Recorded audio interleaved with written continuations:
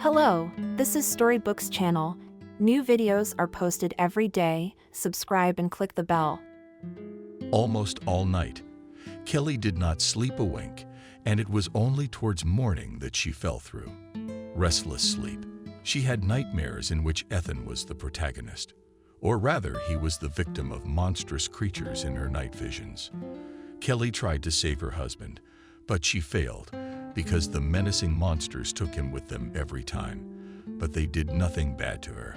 Opening her eyes, the woman looked anxiously at her son sleeping next to her. Thomas had not waited for his daddy, with whom he loved to play, to show up yesterday. A quiet voice came from the next room. "Kelly, you're awake." The woman carefully covered her son with a blanket and hurried to the call of the sick mother-in-law.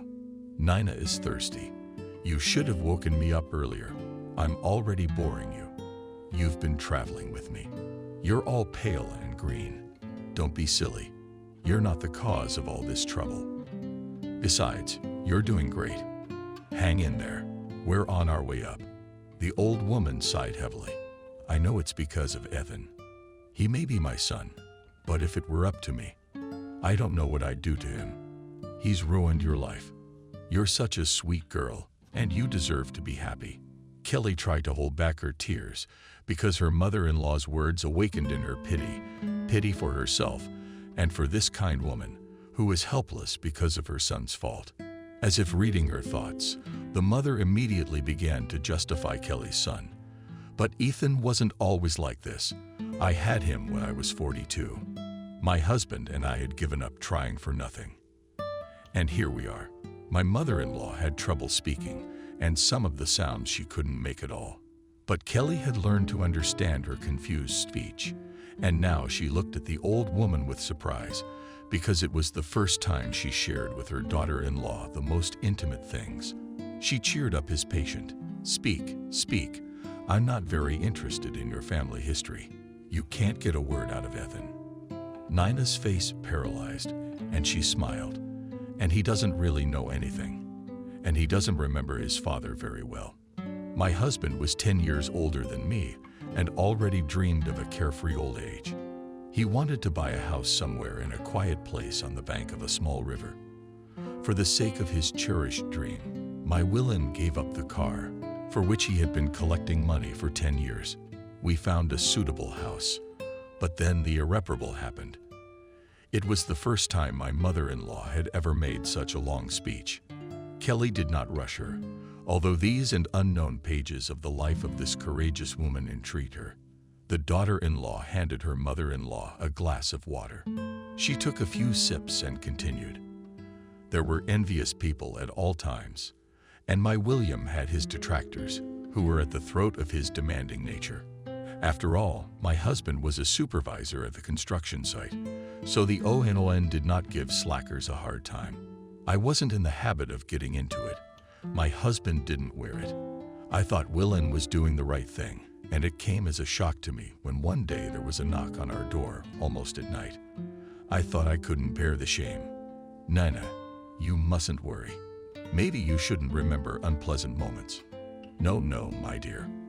I want to tell you everything. There's no one else. I have a bad feeling about this. Don't get yourself worked up about it. Remember what the doctor said. Relaxation, positive emotions.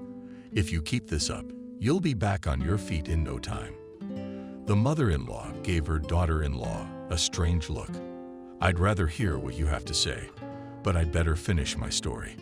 On my husband, someone from the offended denounced that they say, the state funds pocketed and bought a dacha on them. Specialists from the relevant authorities and came to us. They turned the house upside down. But what they were looking for I don't know to this day. Ethan was just a kid then and kept getting under the feet of those bastards. One of them kicked their kid. Ethan cried, and William couldn't take it anymore, so he threw his fists at the scumbag. Before I knew it, they were all over the place. 3 of them. They jumped on the old man. I mean, he was in his 60s. Kelly felt bad. Did they beat him up in front of you? No, they didn't beat him on my watch. They just bent him over and kicked him out of the apartment. The husband asked them to let him say goodbye to his son and his wife. They wouldn't listen to him. And in the morning, they didn't tell him Willen was dead. They called on the phone. I guess they didn't have the conscience to go home. They said his heart gave out. The husband died during the interrogation there. They called an ambulance, but the doctors couldn't do anything. A massive heart attack. The woman was tired of the story, and she covered her eyes. And her chest heaved. She was having trouble breathing. Kelly was shocked by the story, but also very much wanted to hear the end of it. Nina, what about that cabin? Nothing. The anonymous tip on my husband turned out to be false. We checked all the paperwork. It's a clean slate, but there's no coming back. They didn't even see fit to apologize to me. They didn't even help me bury the man they killed. Do you know how hard times were back then? Here we are together with Zhenka, and we sang our sorrows. Yes, it's been rough. You don't envy it, do you? Kelly wanted to go to the kitchen to make breakfast, but her mother-in-law grabbed her arm. Ethan's not bad. He's the one who's gone bad lately. Is it the influence of his buddies? I mean, he was an honor student in high school. Then he went straight to art school. Dreamed of opening his own gallery, but after a year he dropped out and transferred to another institute to study architecture. He said he wanted to continue his father's work. 2 years later, he was expelled for absences. I don't know at what point I missed my son, because I gave him everything. I worked 2 jobs, and then I did translations at night. Maybe that was a mistake. Nina closed her eyes again. I think so myself now. I shouldn't have turned my son, he said. The older he got, the more he demanded. The last thing I gave him was my health. For a few minutes, the woman fell silent and then whispered, "Already I do not remember when I talk so long. Tired, I am very tired. You rest, and I'll get breakfast." There was a suspicious noise in the small room. Thomas seems to be awake. He's going to turn the place upside down. The mother-in-law squeezed the young woman's hand lightly. I'm so happy to have a grandson, Thomas. A real miracle. To give her grandmother a chance to rest, Kelly took her son with her. The kitchen was large enough for the baby to have his own corner to play in. Thomas grew up a quiet child and always found something to do. He talked. Not much yet. He was limited to single words or simple phrases. While Kelly was preparing the meal, the baby was playing something indistinctly under his breath. The mother looked at the baby fondly. When you talk at your age, you should ask your mother questions. The child appreciated this treatment in his own way. He picked up his favorite car and held it out to his mother. Mommy car. Kelly laughed. You're mixed up, son. Knock knock, says the steam engine. Where's the steam train? Carapace rushed to his makeshift playground and retrieved a steam train from a pile of brightly colored toys. Mom, she thank you, my son. You're a good boy. The praise energized the 1.5-year-old, and he began spinning in place, his chuddy arms doing pretzels. Kelly picked him up in her arms. You understand everything. You say you do. She sang something on the stove. Matyusha, you distracted Mom a little milk soup. You and I didn't run away. Now it'll cool down a bit, and we'll eat. Let's go wake up Grandma. The boy with a joyful squeal ran from the kitchen. Kelly, I heard him offering his toys to Grandma already. What kind of woman is she? Good for you, grandson. I'd love to ride your steam train with you, but my ailments won't let me in. Kelly was surprised at her mother-in-law's unusual behavior. So lively she had never seen her before. As it happened, she had become her husband's mother's caregiver. Willingly, the woman had suffered a stroke more than 6 years ago, and its aftermath had left her disabled. But before, she didn't speak, only mood. Her mother-in-law couldn't move either. So Kelly had to turn the sick woman over every day so that she would not form extra. Ethan rarely helped her. One day he confided in her, Kelly, the smell alone makes me sick. You're a nurse. You're used to all this. She could not recover from this revelation for a long time, but still tried to get through to her husband. Ethan, but it's your mom. I'm nobody's man to Nina. Whether jokingly, but perhaps seriously said probably. I'm a cynic, but you live in a city apartment, enjoy the benefits of civilization, and for comfort must pay. So you think my taking care of your mom is some kind of work obligation? Are you serious? I am. Ethan, what do you take me for? The man realized that he overdid it and began to apologize to his wife. Olga was then in the last month of pregnancy and offended at any small thing. Kelly, well, I'm sorry, bully long ago, it's time to get used to my jokes. Your jokes are stupid. Kelly remembers Ethan getting down on all fours and playing the faithful dog. He was generally a master of parody and always used it to surprise or stump the other person. His stylized dog barking from under the snatch caused the future mother to laugh, and the unpleasant incident was quickly forgotten. Although family life did not spoil Kelly with joys, some moments were still pleasant to remember. She thought about it while pouring milk soup on plates. Nina was talking to her grandson in an incomprehensible language, but at the sight of her daughter-in-law with the tray, she became animated. Thomas, then we'll continue with you and the games. Now we're going to taste my mom's soup. I've worked up an appetite today. I wonder what that's about. Kelly put a plate on the special feeding table for the sick. That's a good sign, Nina. It's a sign that things are getting better. I'd like to believe you. But the women said when I was in the hospital that this is what happens before death. Stop even thinking about it. I don't like your mood today. That's it. I'm done. Nina ate with gusto and thanked her sister-in-law. Kelly, thank you. It was delicious. I have one favor to ask of you. Of course, you didn't have to ask. Call Jenka. I'm feeling a little restless. Kelly spoon-fed Thomas, taking advantage of her mother's distraction. The baby's hand went into his plate, and soon there was a snake of noodles on his face and clothes. The woman caught on, but it was too late. Thomas, what have you done? Now I'll have to clean the room some more. Turning to her mother-in-law, she replied discreetly, I called him several times yesterday and this morning, but his phone is disconnected later. I'll try calling again. Kelly started cleaning, but no sooner had she done the dishes than the doorbell rang insistently. Our missing man must be back. The women rushed into the hallway, but opening the door stunned, two unfamiliar men and women uninvited walked into the apartment. This is where Ethan lives. Kelly stepped back. Yes, who are you? From the room came Nina's question. Kelly, is Ethan back? No. One of the visitors unfolded an ID card in front of the young woman. I'm Chief Marshal Rogozin, and these are my colleagues. We're looking for Ethan. We can see him. No, he's not at home. May I ask what happened? A woman answered the question with a question. And who were you before him? And why are you asking questions? I'm a wife, and I have a right to know why you're here. This is a private residence after all. The unpleasant woman gave Kelly a scornful look. You're right on the money, aren't you? I don't think you'll be able to claim this place anytime soon. Are you kidding me? It's my mother-in-law's apartment, but Ethan's registered here. Yes, he does.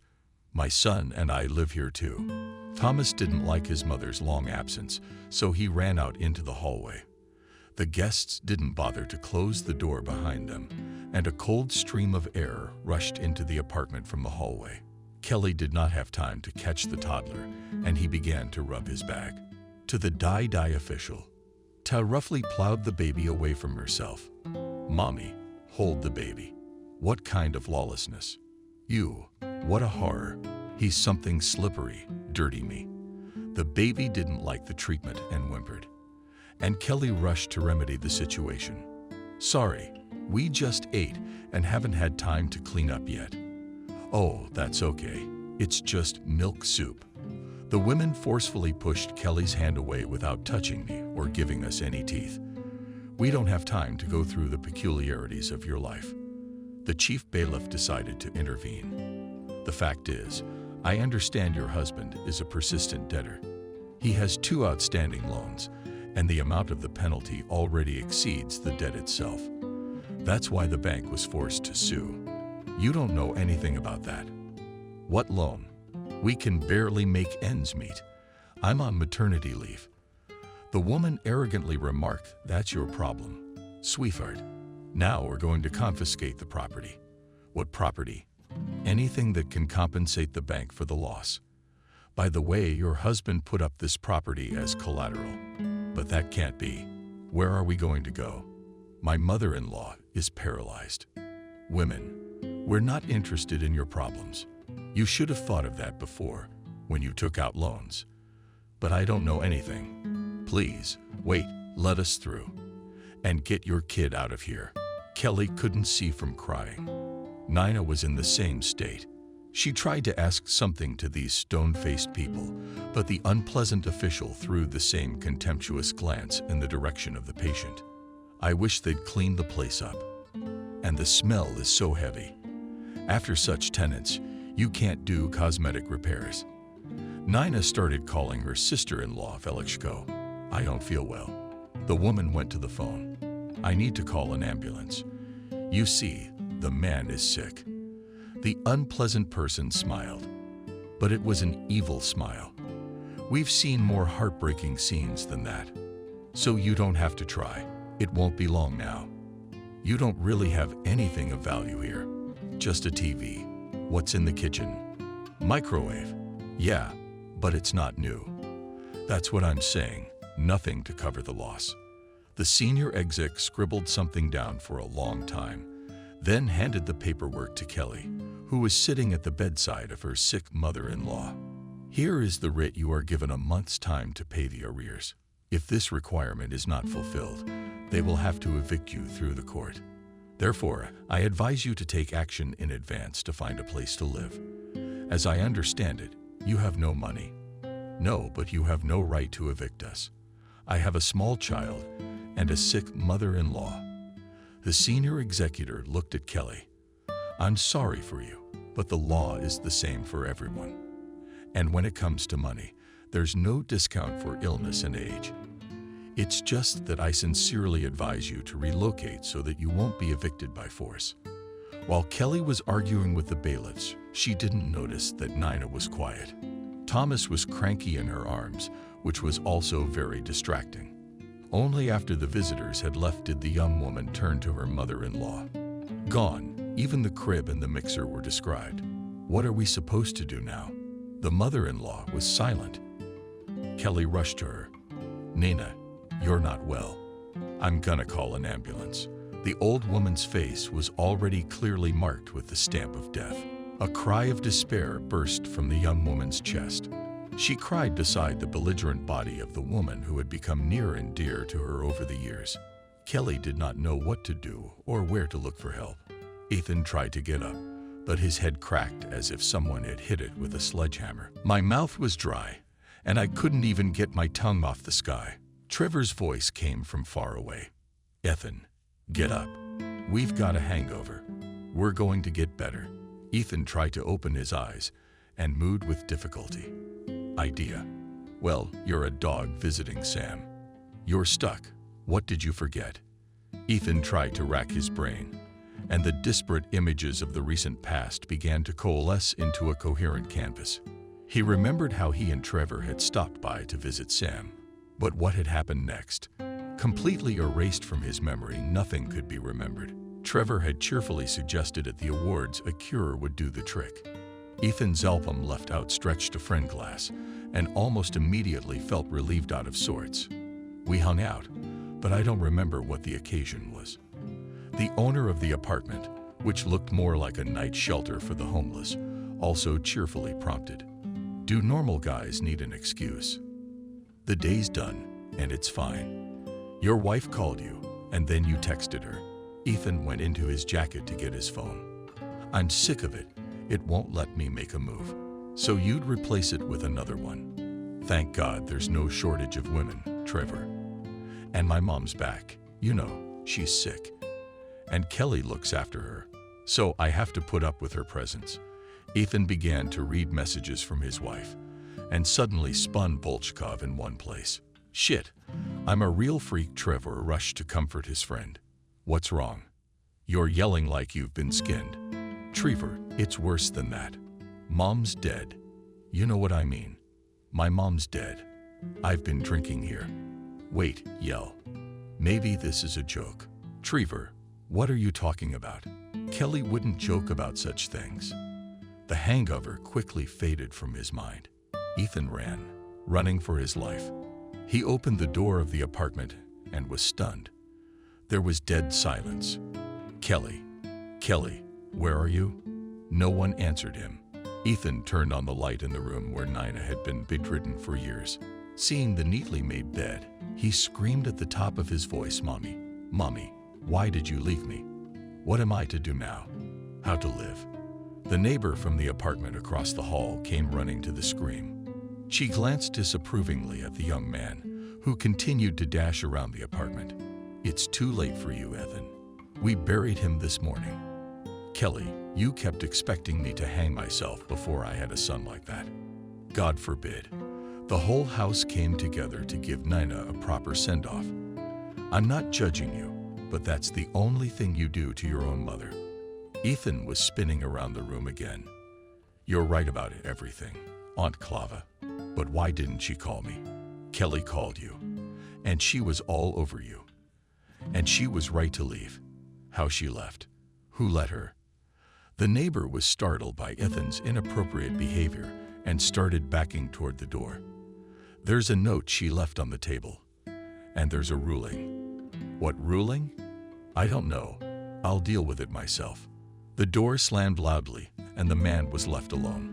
Ethan began to read the document the bailiffs had left behind. Shit. What am I going to do? And this otter still ditched me. At such a moment, he read a short note from his wife. I can't live like this anymore. Don't come looking for me, you country chicken. Nobody's going to look for you. She's playing Nefertiti herself. No better face, no better figure. He sent the most unkind wishes to his departed wife. But the fuse of anger was only enough for a few minutes. Then his mind began to clear, and Ethan frantically dialed his wife's number. But the operator's answering machine told him that no such number existed. She must have thrown out the SIM card, she realized, and I'll find you for it anyway. And you'll answer to me for everything. Left to his fate, the husband could not formulate exactly what his wife was guilty before him. Another half an hour he rushed around the empty apartment, but he was afraid to stay here overnight. The only right way out was to go back to his friend Valera's house to pour out his misfortune together with his friends. At the time, Ethan was scolding her with the last words. Kelly was already far away. She called her mother's cousin and asked her for shelter. Auntie didn't say no. She just asked Kelly, "What's your problem?" "Aunt Jenna, I'll tell you all about it later. My parents know. Why don't you want to come home?" "I can't yet. Aunt Jenna, I'm still at a complete loss myself. Don't ask me, please." Okay.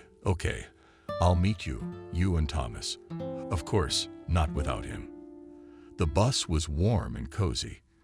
Thomas fell asleep right away in his mother's arms, and Kelly's restless thoughts made it hard to relax. The driver turned on popular tracks to keep the passengers in the mood, but most often the hit song of yesteryear about the hope of a group of young people was played. The established ones in the very tail of the car were singing along. "Hope is my compass on earth." Kelly thought bitterly that once a long time ago, she had also sung this song with excitement together with the student squad, which was sent to help the toilers of the village. It had been a merry, carefree time. Naive village girl, expressing her freedom, believed that only happiness was ahead of her.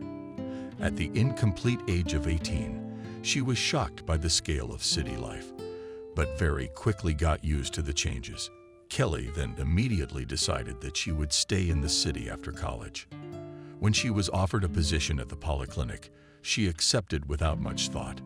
Just as quickly, she gave Ethan a positive answer. The son of a woman paralyzed after a stroke, whom she went to give daily injections and massages. The attention of a good-looking guy and analytical build flattered Kelly. Ethan had a good tongue, and the girl absorbed every word he said. The young man was still studying at a construction university and told her a lot about the cities of the future.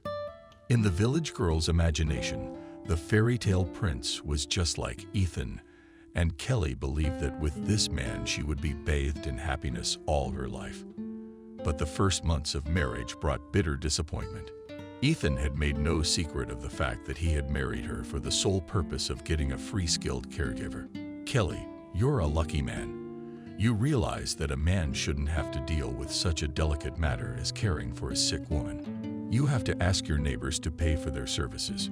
Kelly was stunned by this revelation. Ethan, I thought you loved me. He hugged her gently. Rastriev, I love the girl, of course, but one does not prevent the other. By the way, for you too, a direct benefit. We'll register you, and you can find a well-paid job in the city. But you should be the envy of all the village girls. Indeed, many friends from medical school did not hide their admiration. Bitter, how lucky are you? You got a good husband and a comfortable apartment. Only her parents didn't approve of her daughter's hasty marriage. Lisa cried a lot after meeting her new family. Kelly, what a burden you've put on yourself. Nina's a good woman, but it's hard to take care of a sick person for years. And your Ethan, he's a total douchebag, isn't he? It's written all over his face. The girl tried to calm her mother down. I don't know what your antipathy is, but Ethan is very kind, and I'm fine with him. But I'm afraid you'll have to bite your elbows.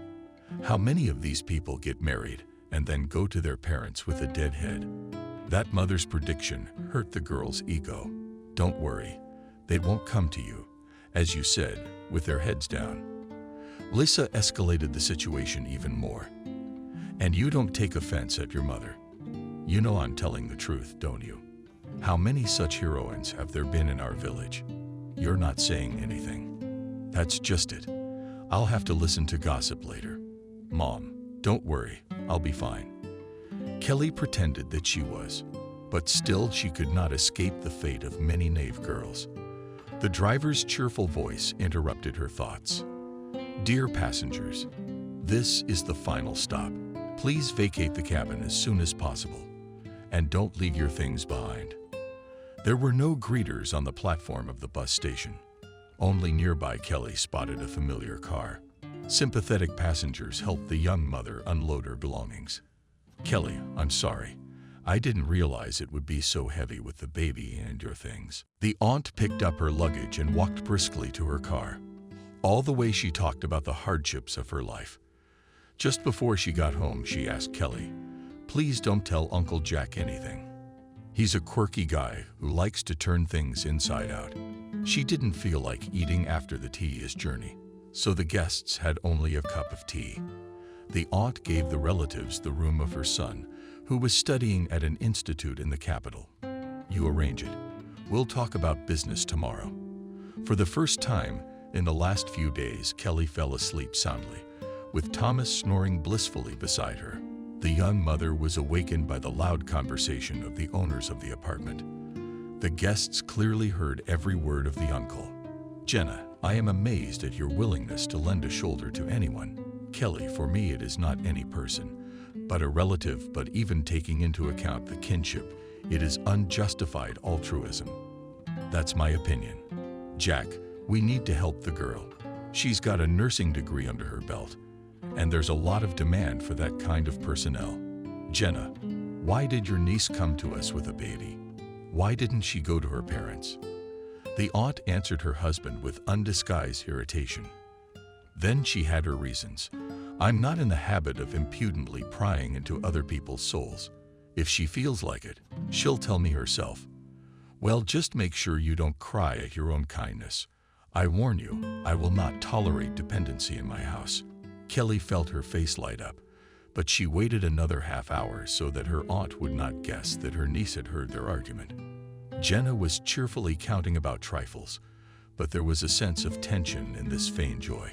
So Kelly behaved stiffly and tried to forestall the mischief of her young son. You eat, don't be shy. I didn't know what to make for breakfast.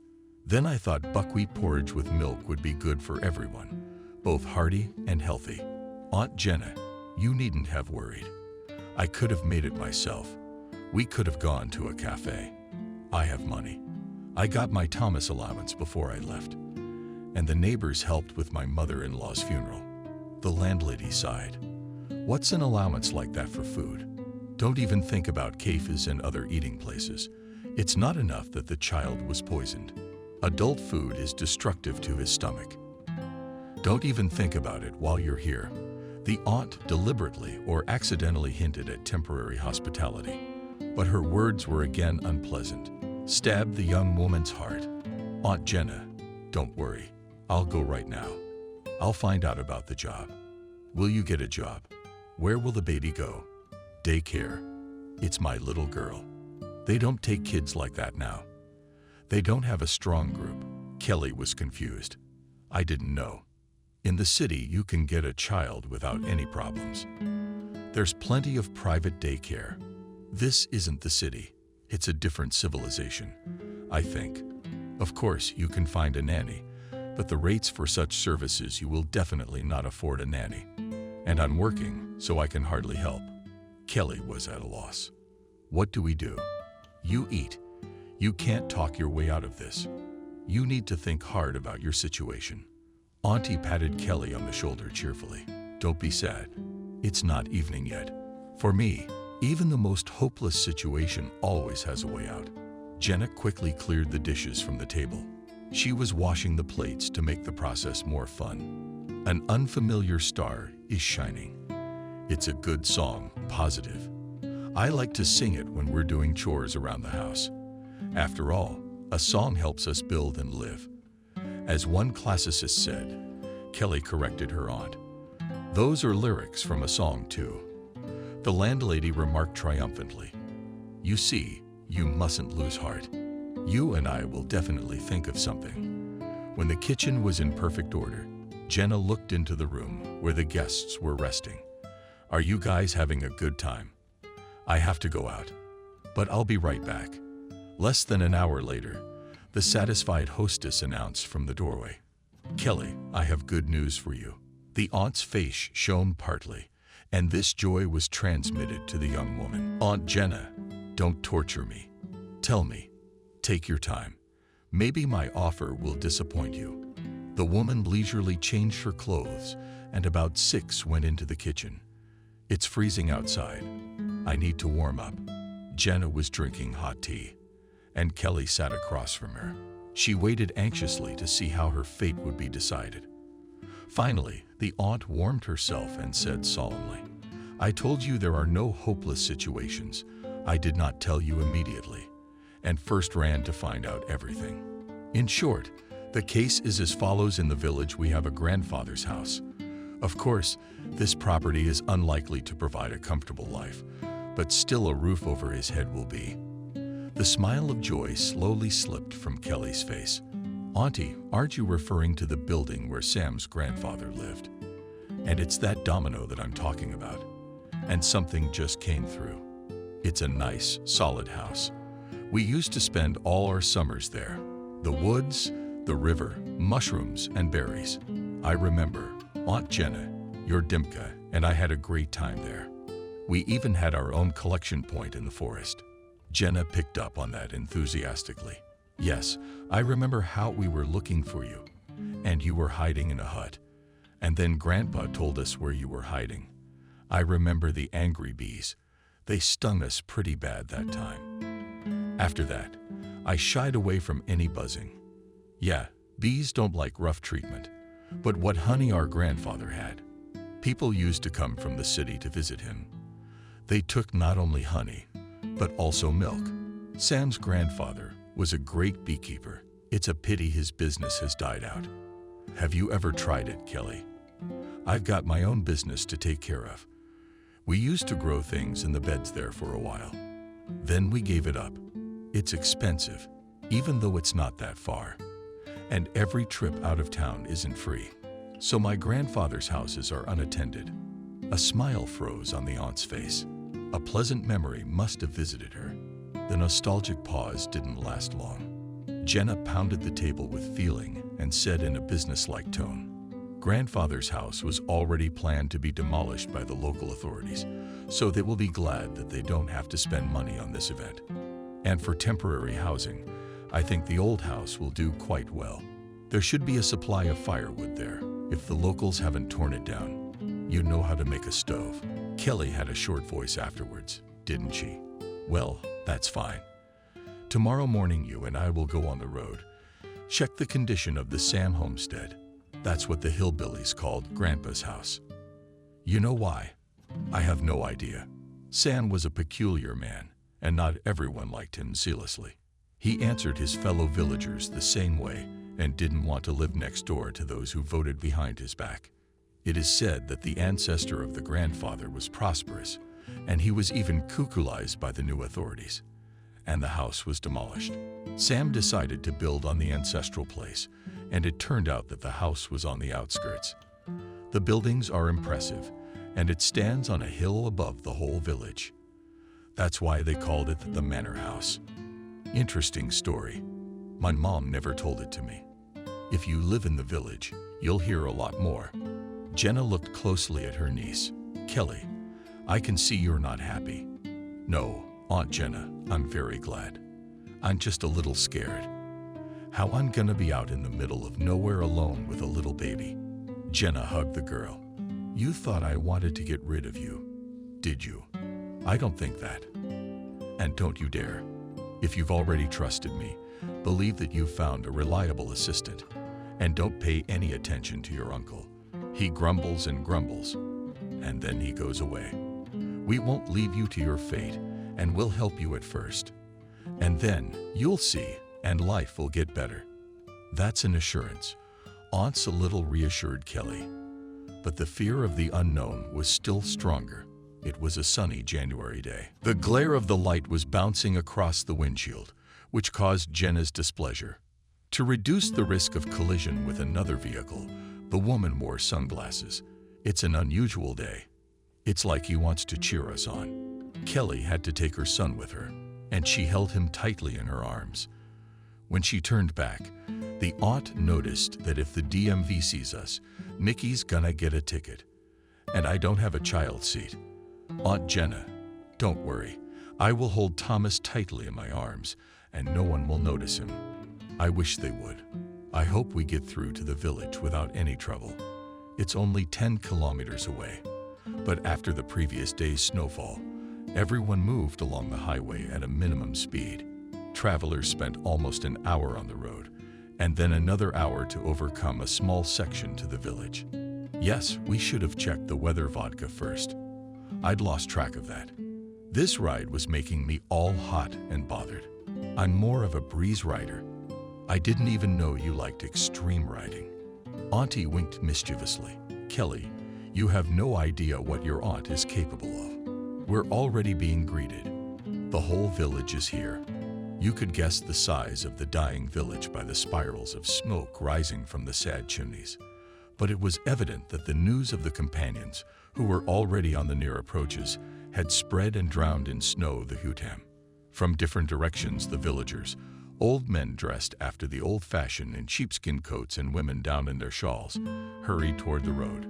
Ignoring the customary guest etiquette, the grandmothers immediately began to scrutinize the new arrivals as well. I can't get out of this place. It's Jenna. Jenna who?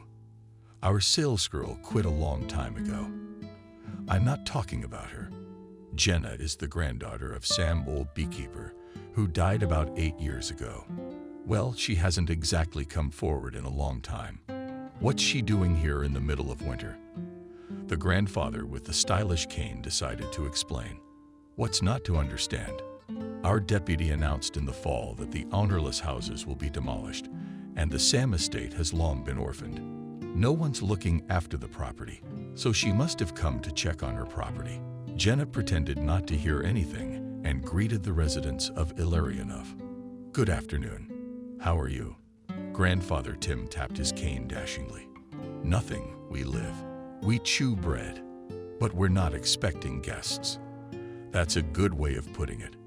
Like a poet, the old ladies giggled, which grandfather regarded as a sign of recognition of his talent. But his moment of glory didn't last long. A burly woman pushed him aside. "Oh, Tim, let me talk to the man." The old man glanced resentfully at his wife, but did not interfere. "What's your fashion to spoil Adriana's mood? You won't let me say a word. You have a tongue like a broomstick. You say things without thinking. And not in the line of the city. I'm interested in your fables. How do you know about their interests?" The small crowd was revitalized, expecting to witness another family scandal. But Jenna had no plans for such events.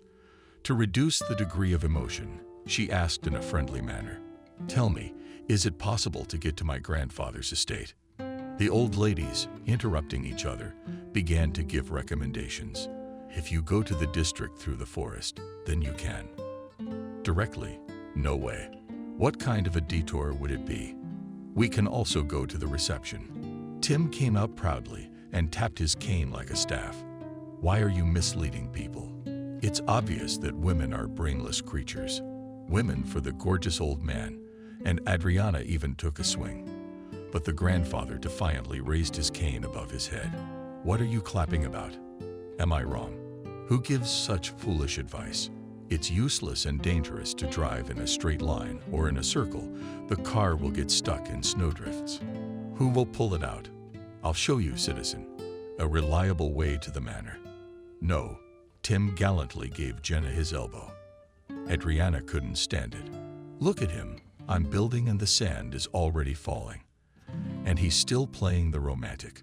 When we get home, I'll show you. And what is your secret path?" The old man tried to go around his half, but that boulder stood in the middle of the road. Grandfather was not about to give up. He understood the importance of his mission and strictly ordered to get out of Adriana's way for good. You see, people need help. Contrary to the expectations of those present, the dimensional wife of a warm old man obediently stepped back, muttered under us, "Susanin is looking for. Now he will lead us into the wilds." While this lively dispute was going on, nobody paid attention to the passengers who were in the car waiting for its end. When Grandpa Tim moved forward, Jenna followed him. Kelly got out of the car as well. The women gasped. So Jenna had not arrived alone. Who would it be? Maybe a daughter. No, she has a son named David. Hold it right there. Ladies, I think I know who it is. Do you remember your sister Jenna? She looks exactly like Lisa. She didn't come with the baby. That, Kelly was embarrassed by the unceremonious scrutiny of her person and the heated discussion of the purpose of the visit. But Tim hastened to reassure her. "You girl, do not be angry with our women. Boring we live here, so they are glad of any chance. So our women are very kind. They will never refuse help." The old man led the guests along a narrow winding path from our hut, the shortest way to the beekeeper's homestead. "Forgive me, but I sometimes visit there out of necessity." Jenna asked with surprise, "Can I ask what that necessity is?" Grandfather looked around and then half-whispered said in Zaporizhzhia, "And you saw for yourself what Gorgon's in the flesh. And I'm a healthy man, though I'm old, and I need sometimes to vent my soul." Jenna coughed. The elderly guide realized that he was not quite clear and hastened to correct the mistake. "Don't get the wrong idea. I don't walk on the floor anymore, although it used to be a sin. Now my neighbor and I sometimes meet in secret to relieve stress. Home brew is the best way to do that. It's a divine drink. My Adriana's, and it turns out like a tear." Women laughed loudly, realizing that Grandfather Tim, so enthusiastically talking about moonshine, cheered up and laughing. Grandfather added a step. Soon the expedition was already in place. Here they came. We should have clocked how many spent no more than 5 minutes on the road. The counselor looked at Kelly. "That's probably about right. Well, is your Laelia asleep?" "That's the Thomas boy. He's shy around strangers, not used to anything. It's a matter of getting used to it. You look around and I'll bring you back later." The big house was quiet. Kelly thought they were on the set of a movie set. From the walls, strangers stared at them sternly from the black and white snapshots, Jenna whispered, explaining that they were all relatives. Our Sam carefully kept the snapshots, There's a trunk full of all sorts of goodies. Hey, Jenna, I feel like we're in a parallel dimension right now. There's a little bit. I always felt like that when I visited my grandfather, even a little creepy. The massive oak door slammed, and Timofey walked with armfuls of wood to the Russian stove. Now we'll give some comfort. The house is still good, strong. The walls ring because they are oak. They used to build with conscience, but now you can poke a finger and there's a hole. Tim, maybe we shouldn't have doused the stove. We're going back soon. We're staying with Thomas. What are you doing? It's a glacier. You have to spit for a week. Volunteer source with knowledge of business noticed in an hour and a half here, as in the tropics will be. In the house is quite possible to settle down, although already, of course, Coram Sam dilapidated. The barn is almost ruined, and you can count the stars at night through the roof in the hay. Kelly looked at the house with a vague feeling. All the way she'd thought she'd see dilapidated buildings, but here it looked as if the owners had been away for a while, and were about to return home. Jenna watched her. Maybe she'll change her mind. What are you gonna feed Thomas? Tim, do you have a store open till what time? The old man grinned into his beard. It's been 3 years since our Stelmach worked under lock and key, and then they cut her down. They said it was unprofitable to keep a trading point here. And where to get food? We have no problem with that. The shop comes every other day, and if you're in a hurry, you can run across the field to or to the village. The store is open late there. You see, we'll have to postpone the resettlement. Tim, I objected. Why postpone it? Even though we rarely get visitors to our village, and guests always have something to eat. The old man touched the stove. Do you feel how warm it is? Let's put some more in. Indeed, the old house surprisingly began to fill with heat. Grandfather Tim showed the guests where the well was, and he himself went for provisions. In the meantime, the women cleaned the floor and removed the accumulated dust. Jenna began to say goodbye. It's time for me to go, because it's dangerous to drive on such a road in the dark. I'll be sure to stop by tomorrow. And you, Kelly, call me. Tim, how's your cell service? We're not complaining. My Adriana calls her granddaughter almost every day. Just a money order. Don't worry, we're looking after your niece. No one will hurt them here. The wood nodded peacefully in the stove, and the gracious warmth warms. And not only the body, it penetrated the soul.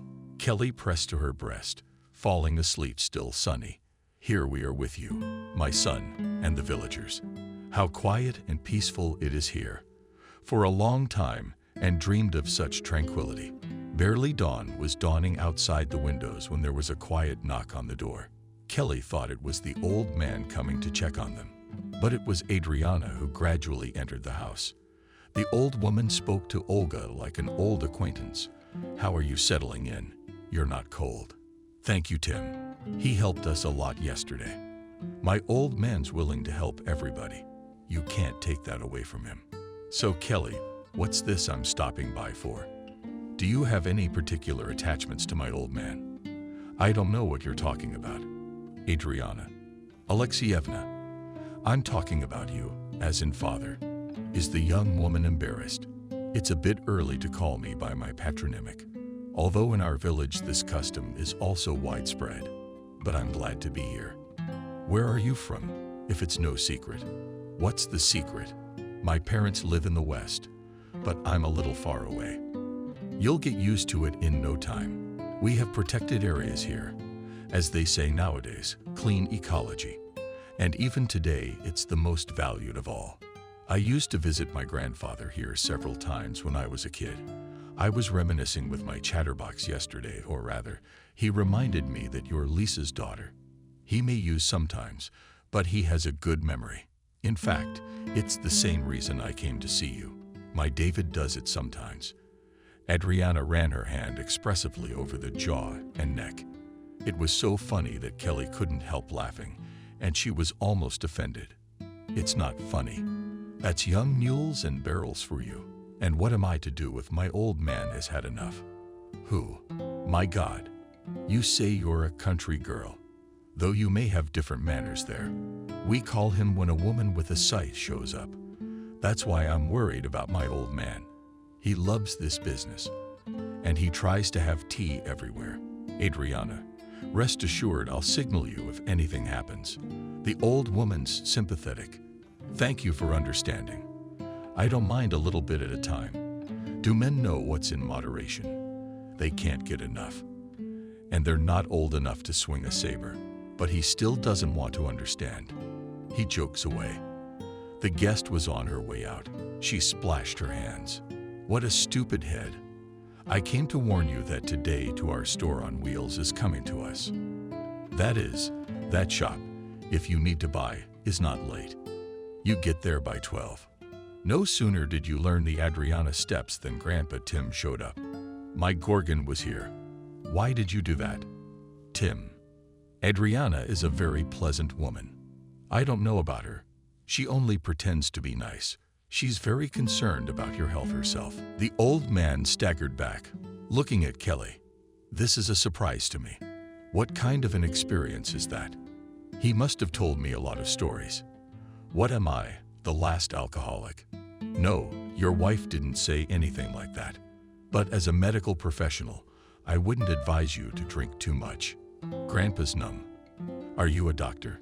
No, I'm a nurse. That changes things. Grandpa quickly turned 180 degrees and carried everything down the path. Amazing thing, Thomas. Let's get ready to go for a walk. The toddler was overjoyed, running around the spacious room grabbing his things. But the biggest surprise awaited Kelly ahead. She had noticed the crowd waiting to arrive at the shops from afar too. But the old men and old women were not standing idly by, but dancing. How much of that was possible with a stroller? A woman hurried to the place of the spontaneous celebration. Adriana, in a low voice, with almost masculine tenor, sang fence ditties. The others dashingly danced an unfamiliar dance. Oh, girls, where have we been? It is a pity there is no harmony. And that would give out, as in my youth would be. Kelly began to clap her hands, and even little Thomas supported the general joy. The baby liked the dance so much that he miraculously broke free, and the three bears in the stroller that kept him from falling while moving. The boy squealed with delight. He spun on the spot, and then squatted, trying to repeat the movement of the adults. Grandfather Tim conducted with his cane. What wonders our village does. Even the boy couldn't resist. You can see that he's our boy. And how could one not believe in the connection of generations? The restless grandfather was ready to philosophize on his favorite subject. But a shop arrived, and the people of the little village lined up. Kelly bought what she needed and hurried home. All evening Thomas and self-consciously repeated the movement of the marvelous dance. But this process gave the little one obvious pleasure. Kelly watched him and mentally noted how everything had changed in just a few days. He had never been so active. Perhaps even the air here was healing. The first weeks of village life had flown by like a day. Kelly tried to organize her life. Her neighbors helped her in this. Every other day an aunt visited the village. One day Jenna arrived accompanied by her husband. Jack Vladimirovich took out of the car TV. Though old, but the image is clear. You will watch TV series and cartoons with Thomas. That's not all. We brought you some goodies from. Kelly was pleased with the attention of her relatives, but at the same time she didn't want to burden them with unnecessary worries. Thank you very much. But we're already full. You're welcome to stock up. It's not too tight. Yeah, Kelly. Call us more often. We're with Jenna now, and we're kind of responsible for you. Uncle was averting his eyes in embarrassment, like he was guilty of something. From his demeanor, Kelly guessed that the kind aunt had given her husband a preventive workout beforehand. Kelly went out to see the guests off and suddenly noticed that the narrow path had turned into a trampling path. Auntie winked at her meaningfully, and I would call this path the road of kindness. I have always been amazed at the breadth of heart of the villagers. There really are very good people here, for the most part. Kelly didn't bother to tell her relatives that she had already heard unkind remarks about her, but she tried not to react to gossip. Like the old Adriana said, understand the tongues here and get tired. No need to pay attention to such trivialities. Kelly took a little walk with her son in the fresh air and was about to go home when she noticed a strange woman on the path. That's a steep path you're on. It's hard to climb without training. I'm here to see you, Kelly. The formal address and the well-dressed ladies embarrassed the girl. I see you weren't expecting company. I'm Deputy Nancy. Nice to meet you. Perhaps we'd better go inside. Yes, it'll be more comfortable to talk there. I have a favor to ask of you. The guests took off their coats and headed for the stove. It's warm and cozy. I can't believe that not so long ago this house was in complete disrepair. How long will you stay with us? I don't know yet, but I would like to stay here longer. That's great. When you've made up your mind, when you're ready to register, I'll help you. Now, about the case. I heard you're a nurse. Yes, I graduated from the regional medical school, but I only managed to work for 3 years. Then I got married. Then I got a maternity leave. Then I had to leave. I ended up here. I'm not gonna ask you what happened. Nothing much. I was taking care of my sick mother-in-law. My husband was indulging in his favorite pastimes, drinking and partying. He took out loans, wanted to go into business, but he failed. And one bad day, the bailiffs came and seized all the property. Nancy sighed sympathetically. You've had it. But don't worry, you won't get in with us. I've already realized that. My son and I are all taken care of here. They'd bring me treats every day. The woman was evasive. There are really good people here. But you shouldn't trust everyone without a second thought. I don't want to upset you in vain. But I already heard that you leave your child alone and lead a dissolute life. Kelly couldn't help her indignation. I'm on a binge, a new life. But that's not true. Who would say such a thing? There's no way to know the source of the rumor. But I see that you are slandered, and to avoid such talk in the future, I want to offer you a job. But I have a child. Where would I put him? Wouldn't a baby bother you? Our social worker quit, and 3 old ladies are left homeless. As a nurse, you can look after their health and help out around the house. It's a temporary job for now, but you can earn some money. Do you agree? Sure. Thank you very much. All evening, Kelly wondered who had prevented her coming to this remote village. The positive mood she'd been in all week was gone. It had been replaced by doubt and a sense of uncertainty. Ethan's right. I'm a naive fool who trusts everyone without a second thought. Now I'll be smarter. After the visit, Nancy Kelly no longer opened her soul wide open. She was friendly with the villagers, but didn't open up to anyone else. She did not accept gifts from neighbors either, so as not to offend people in vain. She said that she and her son had everything. Caring for helpless old people brought some variety into her life.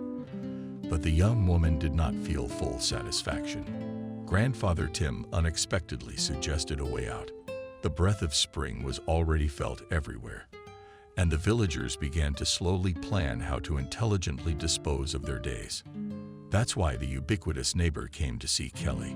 It must be strange for you to work on the land. Why did my mom and I plant stuff every year? It's a good thing. The earth likes to be tended.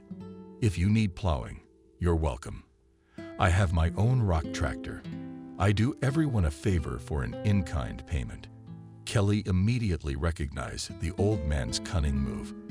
Well, I'll keep it in mind, but I'll probably do it myself. Thomas and I don't need a lot of shoveling. That's up to the owner. What else can I suggest? I have an unpaid debt to Sam. God rest his soul. Throwing a glance at the red corner, the old man crossed himself. Your grandfather helped me in his time. Now I want to repay the favor in his memory. What are you getting at? I'm not getting anywhere. I don't know what I'm talking about. I'll give you the hives for starters. You have a boy growing up. He needs honey for his health. He needs honey. Kelly waved her hands. That you me as a child, these insects so and bit me that I am still afraid of any buzzing. The bee is a noble creature. It was created by God himself for the benefit of man. And there's no need to be afraid of it. I'll show you everything. We'll have a master class. so to speak, and you give me injections for sciatica. The doctor prescribed it. Tim, how are you not ashamed? I'll give you injections without your bees. I'm not used to being paid for nothing. And in vain you refuse, because beekeeping is useful and very profitable. You won't notice how much you're pulling in. At first, Kelly thought the idea was fantastic, but while cleaning out a closet, she came across a bunch of old books. All of them had bees and honeycombs on the covers. She started reading out of sheer curiosity, but soon she couldn't tear herself away. When Tim's grandfather came for another visit, the girl showed him the books. The neighbor's eyes lit up. Yes, it's a whole treasure trove. Today, you can't buy such literature. Good for Sam. He left such a rich legacy. Kelly, you're gonna let me read it. It's all there, step by step. And the best breeds are described. I thought all bees were the same, that you beekeeping. It's a whole science. And Kelly began to patiently study this science, although she had not yet made a final decision. At the very end of spring, Kelly and her son were visited by her parents for the first time. Lisa regarded Grandpa Sam's possessions with nostalgic delight, and her father's face was darker than a cloud. Kevin didn't even want to enter the house. This was his way of expressing his displeasure at his daughter's behavior. The mother looked at him anxiously, but did not dare to be the first to start an unpleasant conversation. During the tour of the estate, the head of the family kept shaking his head. Finally, he expressed his displeasure in verbal form. But what did you prove to whom? Husband abandoned at the mercy of fate, rolled away to hell. And all this for the sake of this wooden barn. Mother begged you not to do that. I know how to do it. It's all the fruit of your upbringing. Our daughter is not of this world. Kevin, it's the city. I told you she shouldn't have stayed there. She graduated and went home. Did you, or did you have to indulge her every whim? And now what? Alone without a husband and a baby in her arms. Tell me, why did you leave? Kelly used to be afraid to disobey her father. Every word he said was an order. But now she watched him calmly, but no longer felt fear for disobedience. The girl realized that she had grown up and decided to remind her parents about it. Mom, Dad, thank you for coming. I know you're worried about me, but let me decide my own fate. Kevin wanted to say something harsh, but faltered when he met his daughter's gaze.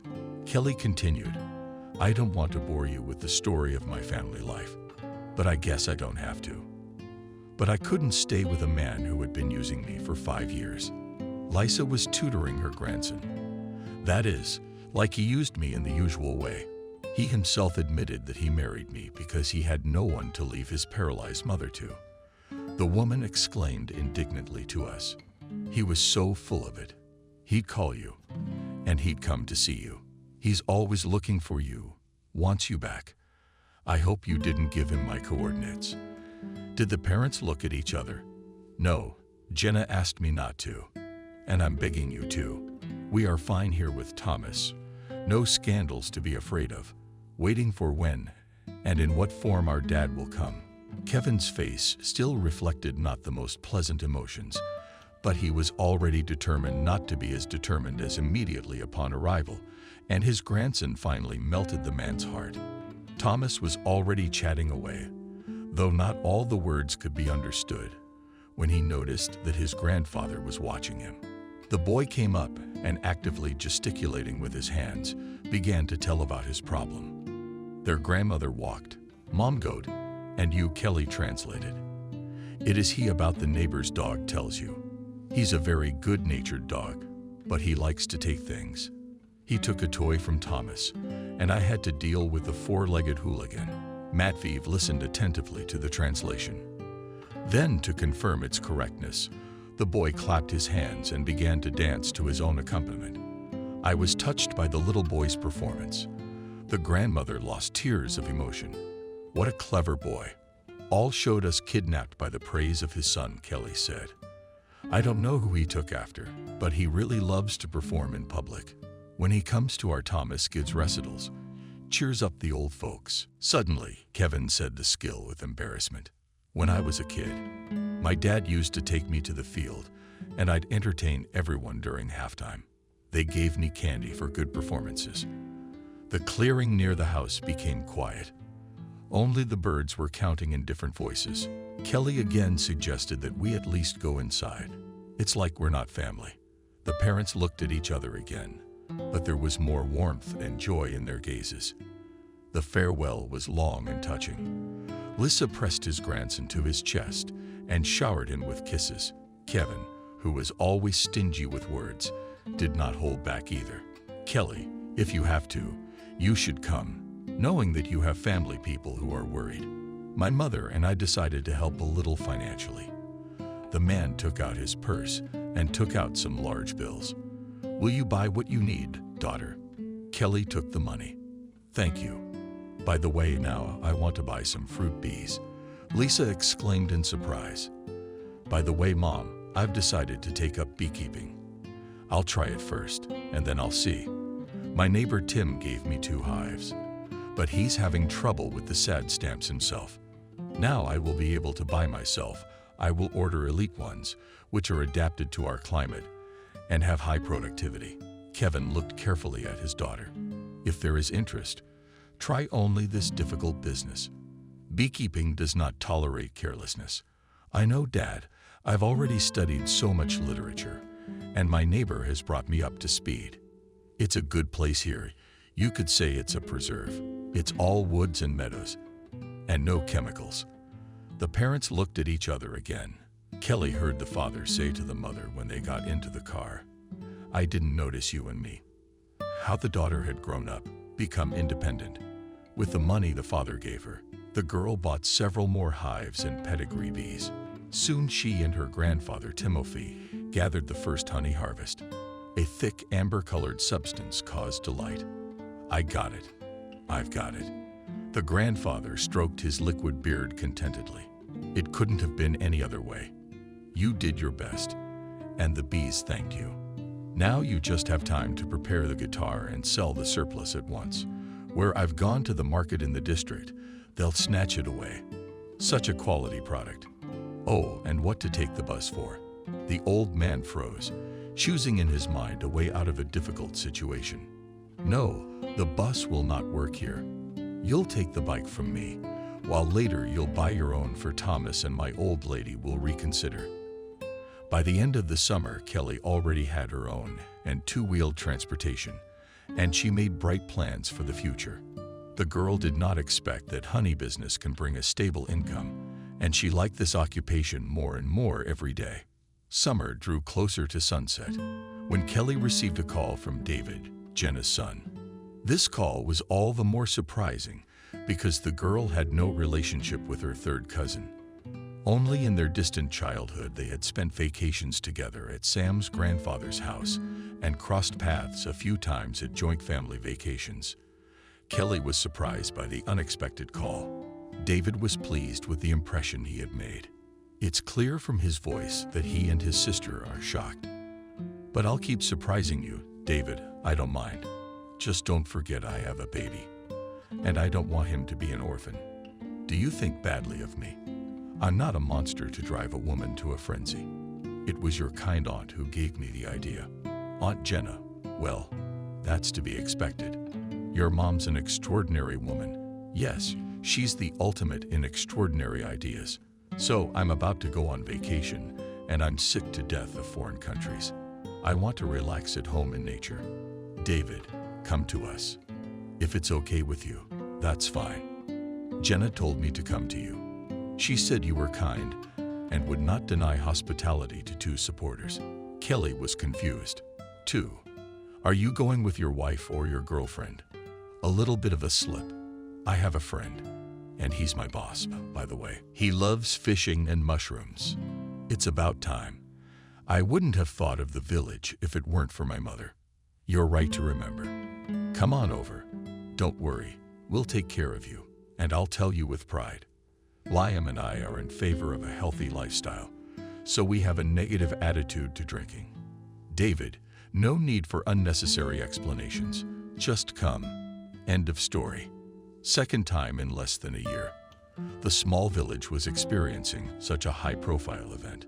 All the inhabitants able to move independently lined up at the entrance to the village, folding their arms visor. Old men and old women gazing into the distance where a white dot was growing larger by the second. Tim's grandfather had the sharpest eyesight because he was checked every year at the district hospital as the chief expert. The old man said the white car was a foreign car. We've never had one of those before. Maybe the relatives came to visit someone's soul. The old man looked meaningfully at the crowd of fellow villagers, but all almost instantly shook their heads no. We have no such cars. And these are strangers coming, maybe for honey. Heads turned toward the farmstead again simultaneously. To an outside observer, it might have seemed that the villagers were in a well-rehearsed flash mob, so synchronized were their movements.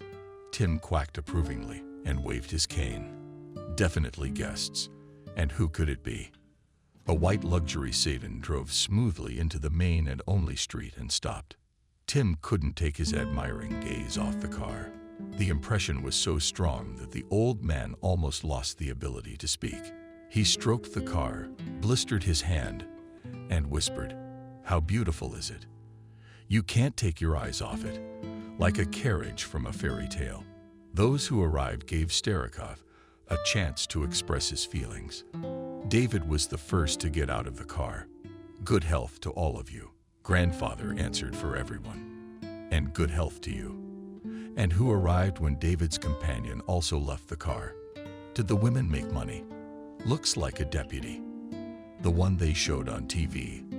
The old deputy and the young one. Probably the chief. David grinned. He was well acquainted with local etiquette and knew that any man in a suit was immediately written down as a superior by the villagers, grandmothers and grandfathers. "We're not bosses. We have come to your paradise to relax." The crowd became animated and began to describe the advantages of these places. "It's nice here. We got mushrooms and berries coming up." David caught the right wave with fishing, as differently happens, but not poor. "There's always fresh fish on the table, so we're not wrong." A little grandmother stood out from the crowd. "Would you like some tea? I'm Kelly's brother. She lives on my grandfather's estate." "You should have said so.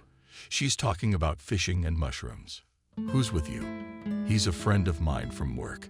His name is Liam. He's my boss." Tim gave David a nasty look. "He said he wasn't my boss. He'd hire my eye. I'm never wrong." The young men looked at each other and laughed.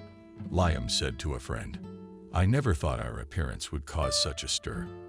And indeed, it's great to have such color here." David patted his friend on the shoulder. "Liam, this is just the beginning. You can taste all the flavor later. But we won't be bored here, that's for sure." The young people didn't notice Kelly David running up to the meeting place. They should have called. "I saw you guys late." "Oh, that's okay. We've been talking to some people here. We've learned a lot of interesting things. You and your little sister have changed a lot. And I didn't see you that way." "Me too. It's been a long time." "Yeah, we're gonna have to start over." Liam didn't say a word. He looked at Kelly, and there was admiration mixed with surprise. "Kelly, meet Liam. You have made an irreversible impression on my friend. Can you say you've done some sorcery?" David's companion smiled embarrassedly and tried to explain his confusion. "I am really amazed. Just the other day I was in a gallery. There is an exhibition of an aspiring artist there, and one painting depicts a girl. They look just like you, just like you. It's so unexpected that I'm shocked." "What's the name of the painting?" "Honey Queen. It depicts a girl. She's walking through a meadow. She has a wreath on her head and bees are circling around her with very bright sunny colors. I don't know about the colors, but the name is very good. Right on the money." Grandfather Tim heard the conversation and was very happy with a suitable nickname for his neighbor. He roused the women who were looking at the white woman's car. "How about the name Honey Queen? Grandpa, have you had a lot of bleach, or have you already taken it this morning?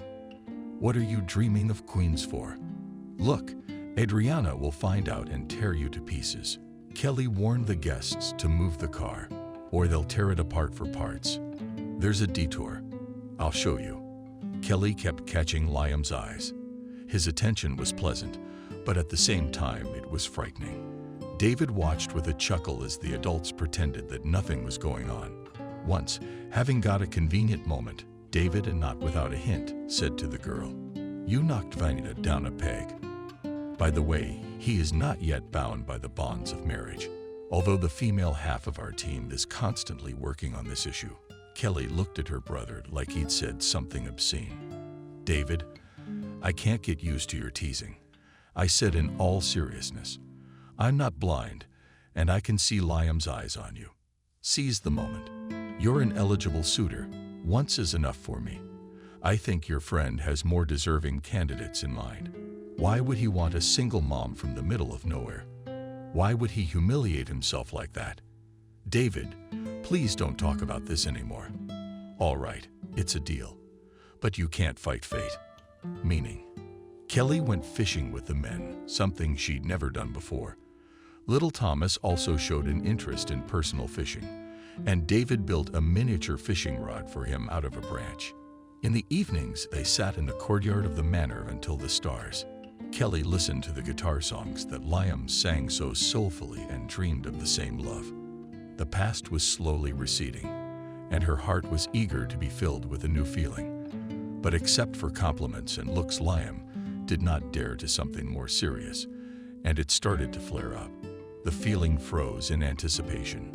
But Grandfather Tim was not discouraged.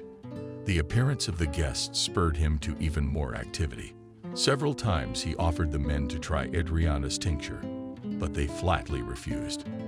The old man had no choice but to resume his secret meetings with Michael. But since Adriana could not tolerate this creepy old man, old buddies had to change the place of turnout often. One day there was a real emergency. After a fishing trip, everyone was on their way home. Suddenly, from the estate came a scream. "People, help!" Kelly rushed through the thorny bushes towards the house. Grandfather Tim seemed to be screaming. Her brother and Liam hurried after the girl. The screams came again, but two people were calling for help. David was ahead of his sister. "If I'm not mistaken, they are shouting from the direction of your apiary. Probably the wrong bees have stung the good Winnie the Pooh." Tim was crying and holding his handkerchief to his face. Next to him on the bench sat his friend Michael, who had suffered less from insects. The old man was telling in pictures what had happened. "I've always done this and never had a malfunction. And here it's all the elite bees. She can't get enough of the domestic ones, but she bought German ones, and by definition they can't stand the American spirit."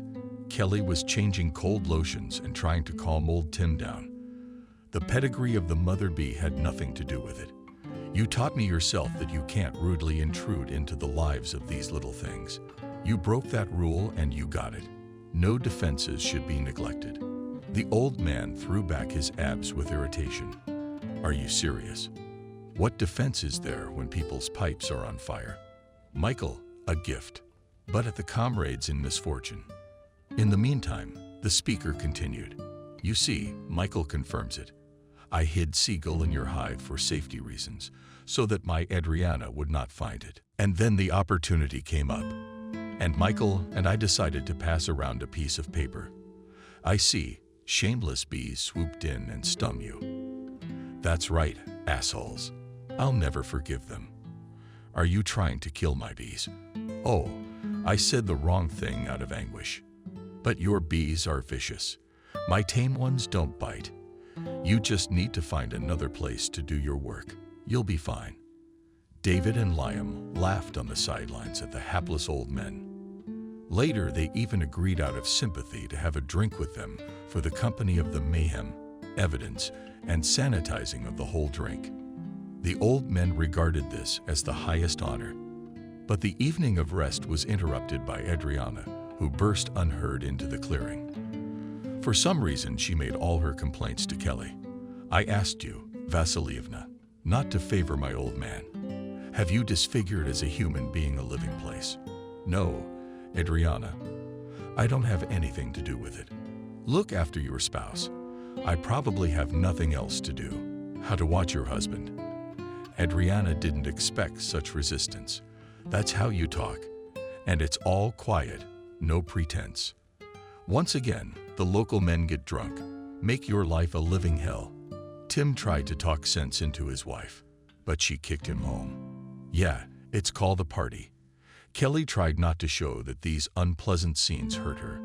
David sadly remarked, remember, Liam, I told you about the local color.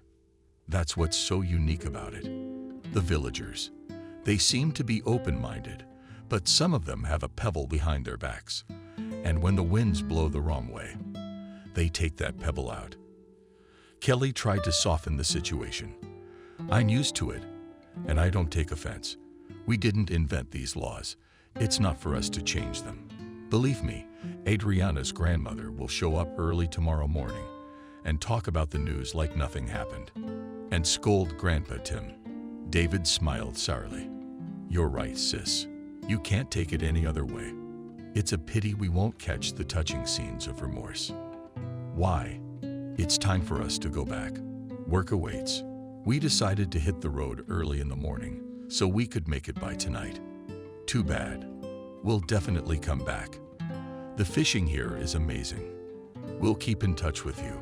Do you have internet now? Can we talk anytime? The girl did not expect that with Liam's arrival her life would become more comfortable.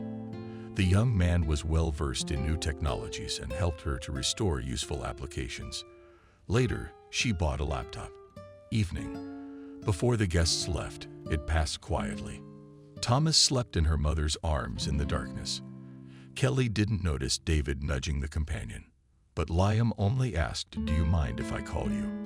The girl laughed. "Of course, we'll have something to talk about. And if you can send me on my phone a picture of the painting you told me about, the Honey Queen." "You got it. I'll do it at my earliest convenience." Liam kept his promise, and a day later sent Kelly a picture of the painting with the unusual title. The gesture set her heart on fire. Of the young woman and a new hope, a small star shone ahead. Another day later he called her. The new love was not at all like the feeling that makes one make rash moves in youth. Kelly waited patiently for the calls, and she and Liam talked for about 10 to 15 minutes, meaningless topics. Neither he nor she dared to say the most important thing. But on New Year's Eve, instead of the traditional call, Kelly saw a familiar white car. This time, Liam arrived alone, and the villagers greeted him as an old acquaintance. Tim knocked on the door. Idea Vasilievna met her boss Thomas, and the woman threw her coat over her shoulders and jumped out of the house. Liam was already walking towards her with a bouquet of flowers. Even though it's customary to give warm branches at Christmas, I decided to break the rules. Kelly gratefully accepted the bouquet and invited the guest into the house. But Liam made a warning gesture. "I got a lot of stuff in my car for a minute. I thought I'd play Santa Claus tonight, if that's okay with you guys."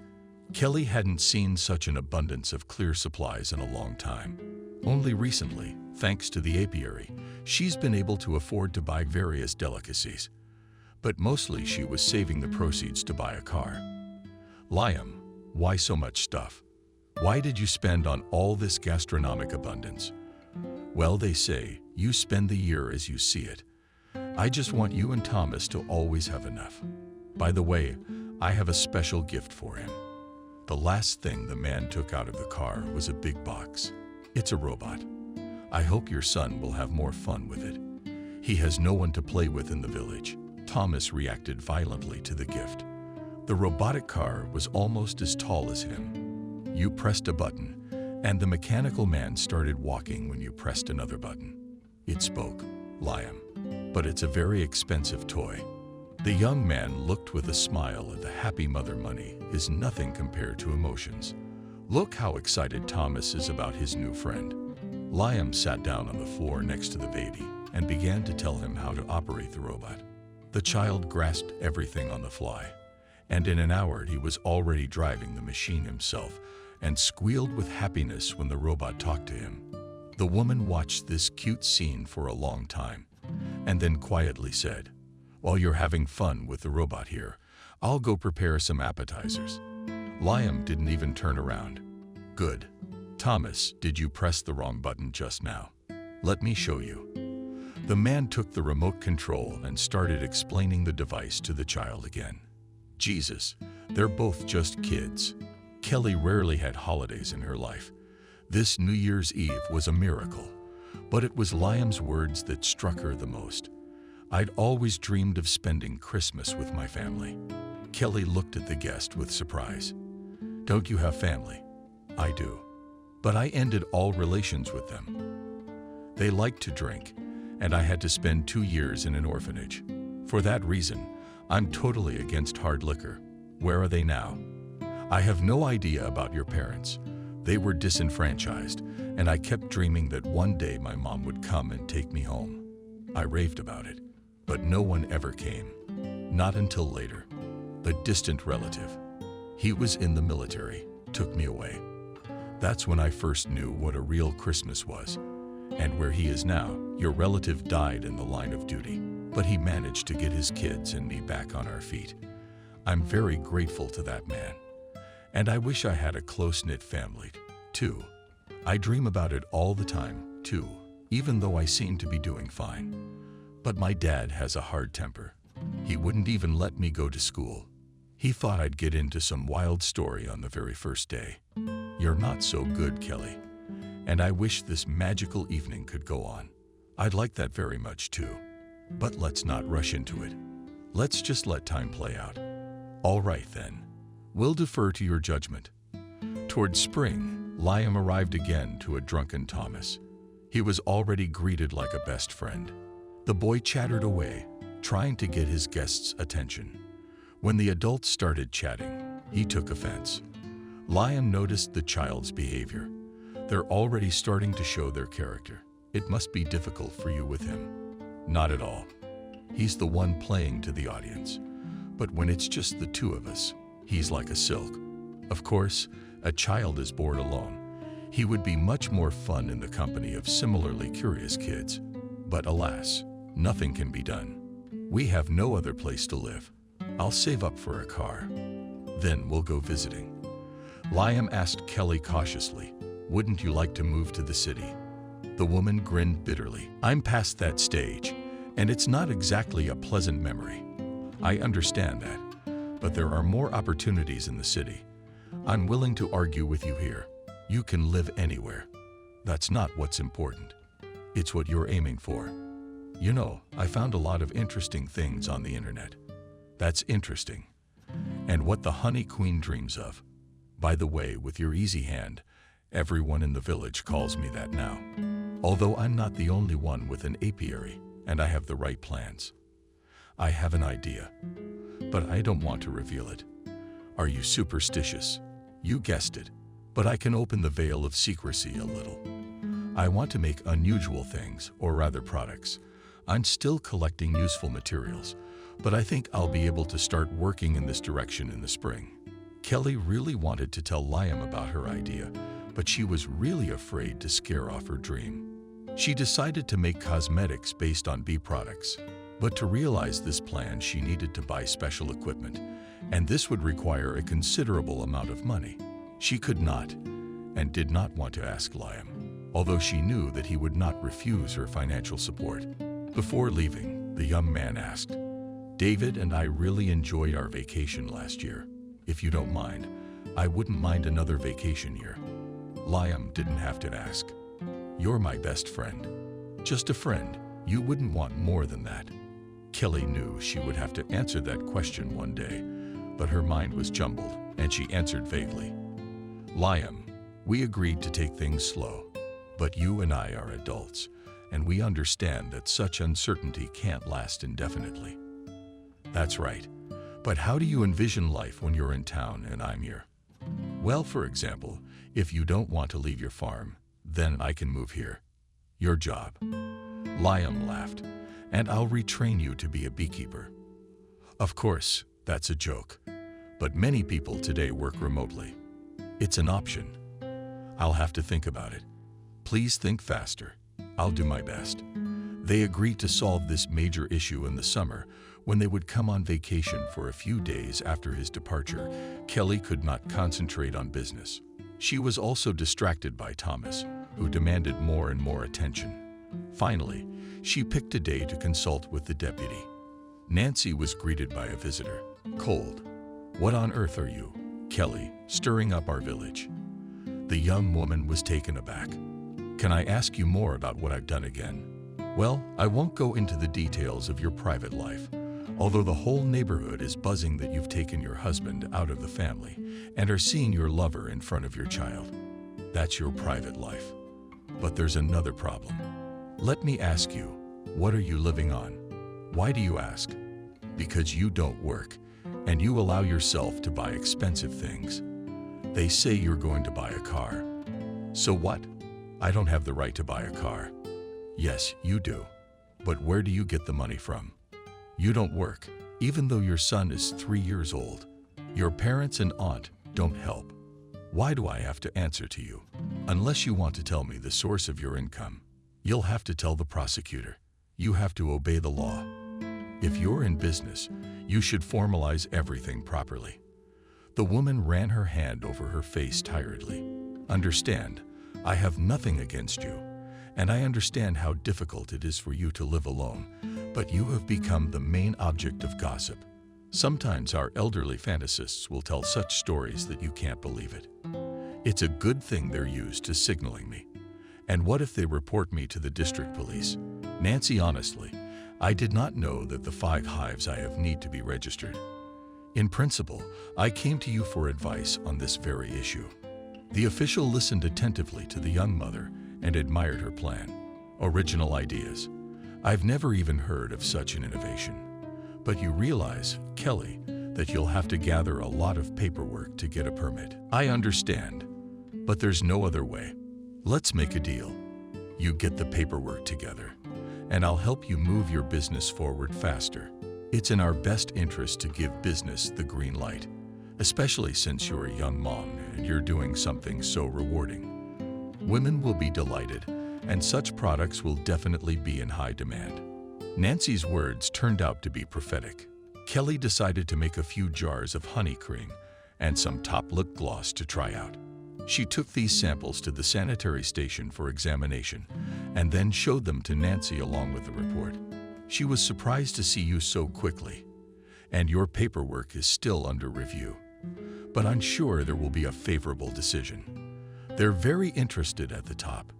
In fact, the district authorities have decided to make a little publicity out of it." "What do you mean?" "I'm amazed at your naivety. It's all about image. And for that, a little calculation is in order." Nancy looked around, and making sure that no one was present, said in a whisper.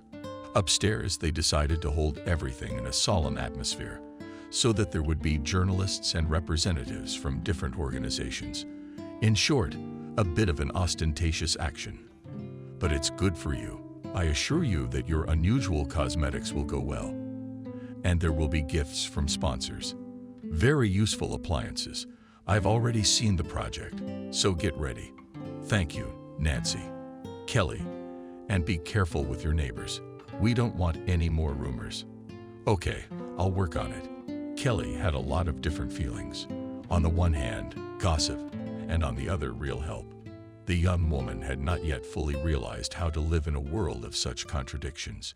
In the evening, she told Liam of her first victory. "You know, Liam, I've been living here for over 2 years now, but I can't get used to the special rural life. I guess that's the beauty of it. You remember the last time we spoke?" "Yes, and I even made the decision to say the word I've been waiting to say. Come if you haven't changed your mind. I'm not in the habit of changing my mind. I'll be there by the end of the month." It wasn't until Kelly hung up the phone that she realized that was it. Her life was taking a new turn. She really hoped that this turn would be happier than all the other turns. 2 days later, Nancy came to see her. By the look on her face, she had good news. "Come in. Nancy, I see you're here for a reason." "You're quite right, Kelly. There's a gala and your performance in 2 weeks. Tell me, will that give you enough time to prepare?" Kelly thought for a moment. She was now preparing a hand cream, not just any hand cream. I mean not just a respectful one, but one that would restore some youthfulness to her hands. If to sit tightly for a couple of days and then give the cream to check, she will be able to present several of her products. In general, Kelly had Napoleonic plans. It was all about money. So far, she did not have so much money to buy all the necessary equipment. But she already knew, that she would buy it anyway. So to speak, Kelly's individual entrepreneurial status was a big success.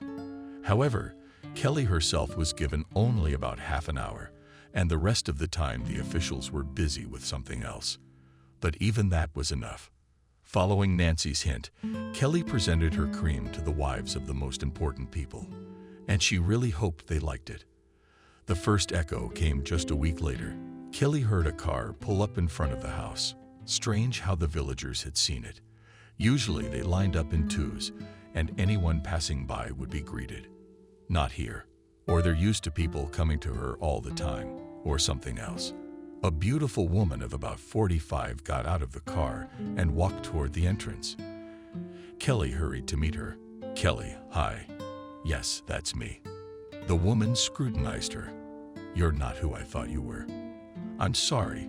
To whom do I have the honor?" The woman smiled. "I'm sorry. My name is Sophia. I own my own cosmetic store, and I have a business proposition for you." Kelly got a little tingle inside. "Please come inside."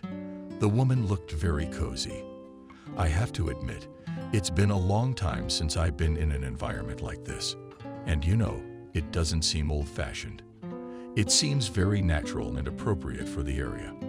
I like it too, although at first it felt like I was in another world. Tea, coffee, let's have some tea." 10 minutes later, they were sitting across from each other. "As I said, I have a big and not the cheapest cosmetic store. My customers are very wealthy ladies. Not too long ago, one of my clients bragged to me about your cream and even shared a little bit. To say that I am thrilled is not to say anything. I would like to offer you a niche in my store. It's both a name for you and, of course, money. I don't think a cream like this can come cheap. In addition, while you, so to speak, not promoted, I think not expedient to open your own store. And so you and I are on the plus side. The store makes a markup, and we are promoting you." Promote themselves. "I have long been in this business and know very well that some cosmetics, which seems, and better, no, does not go, as well as it does not promote, and some that did not look at. It takes off instantly at first. If we sign a contract with you, I think it would be for 6 months to start with. Well, if that's okay with you. But I've tried your cream. I only used French cosmetics. I don't know why you decided to try it." The pause was getting longer. Kelly couldn't take it anymore. "How did it go?" "Well, you know, I wouldn't have come. I never ask for anything. And now, in general, I'm sure that we can work together very fruitfully. You'll read this, and then call me when you've made your decision." The woman moved toward the door, but turned around. "My advice to you is not to spread yourself too thin. You make 10 jars a month, so make it 10. The price will tell you everything." Kelly didn't sleep well that night. Somehow her small success was pushing her beyond her expectations. She asked herself if she was ready for it.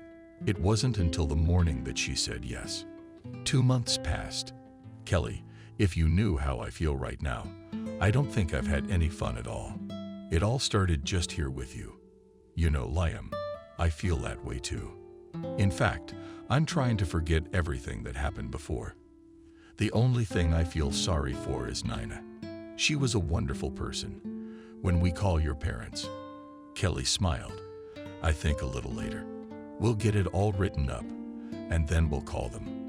You don't want a wedding?" "No, there's absolutely no need for one." Kelly was so looking forward to her and Liam writing poetry. But what she's completely missing is that this is the countryside. And if people know 10 minutes before a car turns up, you can't hide something like this. About 2 weeks before the wedding, Adriana came to see them. "Hello, Kelly." "Hello, Liam." Kelly laughed. "You're very formal today, Adriana." Kelly came to apologize. She's a bit cryptic, the neighbor said. I don't understand why. Liam looked at Adriana with interest. He already knew her character. Yes, she wasn't an evil person by and large anyway. But why should you know better? But I must have done something to offend you. I'm hearing from strangers that you're getting married. Kelly sighed. Well, that's it, Adriana. There's not gonna be a wedding. We're just going to split up, that's all. The old woman looked at her, not understanding. Don't you have any money? Why not? We don't want to celebrate. What do you mean, we don't want to celebrate? It's a holiday, no matter what. Kelly and Adriana tried to argue with each other. Finally, Kelly got tired. And Adriana said, don't expect people to just show up to congratulate you. And you have a table set. The neighbor left and Liam looked cheerfully at Kelly. We're going to go to the city to buy a wedding dress. Kelly just sighed. The wedding turned out to be surprisingly fun. The villagers brought with them both harmonicas and balalaikas. And soon modern music was left in a corner, and all the guests were happily rocking to ditties, and more often with salt. Yes, with pepper performed by Adriana. The most important dancer was, of course, Thomas. Next to him danced dashingly David, and his mother and father. And Jenna and her husband supported them. This time, Mom and Dad were very happy. Dad, of course, because of his character, at first looked at Liam, but after a few hours he smiled and said that now he was calm for his daughter. Mom liked it too. Liam, and even more liked the way Liam treated Thomas. The boy approached Liam more often than his mother, and Liam never once said how busy he was.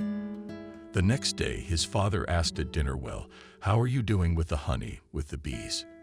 You never told me if it all worked out. Kelly smiled. But I think it did. And then my mother stepped in. You know, Kelly, I got this cream through someone I know. Do you have any idea what it's like? You better tell me how much it cost. Dad rolled his eyes. Come on, it doesn't matter.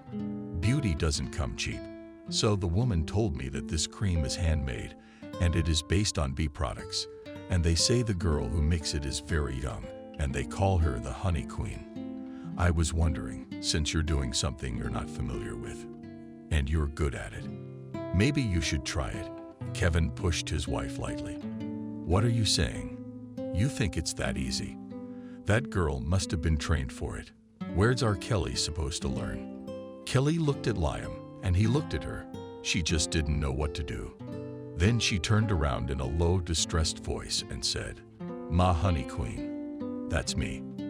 And the cream is mine too. Her mother and father stared at her as if she'd lost her mind. Kelly got up, went out to the room she had set up for work, took out the cream lipstick and more of her jars. Here, Mom, this is your cream. This is your lipstick. Nobody has this one yet. It won't be on sale for another week.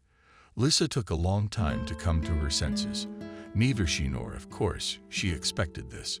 Kevin, as he was leaving, my father said, you know, I was sure that if you didn't listen to me, your whole life would go wrong. And now I think I was wrong to give you my advice, and you're much better at managing things without it. And Kelly did something she hadn't done in a long time.